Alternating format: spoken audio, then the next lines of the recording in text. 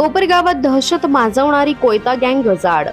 कोपरगाव शहरातील निवारा housing society परिसरात 6 मार्च 2026 रोजी पहाटेच्या सुमारास अज्ञात इसम हातात धारदार कोयते व इतर हत्यारे घेऊन फिरत असताना सीसीटीव्ही व्हिडिओ समोर आल्यानंतर शहरात भीतीचे वातावरण निर्माण झाले होते। याच रात्री निवारा परिसरातून एक बुलेट दुचाकी चोरीला गेल्याची घटना घडली होती। या प्रकरणी कोपरगाव शहर पोलीस ठाण्यात गुन्हा दाखल करण्यात आला होता। तपास सुरू असताना सिन्नर येथे कोयता घेऊन दहशत माजवणारी व दुचाकी चोरी करणारी टोळी पोलिसांच्या जाळ्यात अडकली असल्याची माहिती कोपरगाव शहर पोलिसांना मिळाली। त्यानुसार कोपरगाव शहर पोलिसांनी संबंधित संशयितांना ताब्यात घेऊन कसून चौकशी केली असता त्यांच्या ताब्यातून शुभम रवींद्र पाठक यांची चोरीला गेलेली बुलेट दुचाकी तसेच इतर धारदार कोयता जप्त करण्यात आला। या प्रकरणात निलेश दत्तू सोनवणे वय 34 राहणार ब्राह्मणगाव तालुका निफाड, रवींद्र प्रभाकर दोकरट वय 27 आणि राहुल विलास गायकवाड वय 26 दोघे राहणार सोमठाणे तालुका सिन्नर जिल्हा नाशिक या तिघांना अटक करण्यात आली आहे।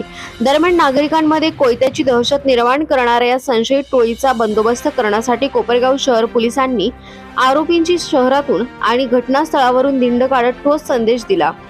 सदर कारवाई वरिष्ठ पोलीस अधिकारी व शहर पोलीस निरीक्षक रामकृष्ण कुंभार यांच्या मार्गदर्शनाखाली पार पडली। तपासी अधिकारी police head constable Baban Tamnar यांनी बारकाईने तपास करून संशयितांना ताब्यात घेतले। या मोहिमेत पोलीस उपनिरीक्षक दीपक रोटे, पोलीस हेड कॉन्स्टेबल प्रसाद सोनवणे, पोलीस कॉन्स्टेबल ज्ञानेश्वर भांगरे, गणेश काकडे, श्रीकांत कुराडे, सुशील शिंदे तसेच गृहरक्षक दलाच्या कर्मचाऱ्यांनी सहकार्य केले।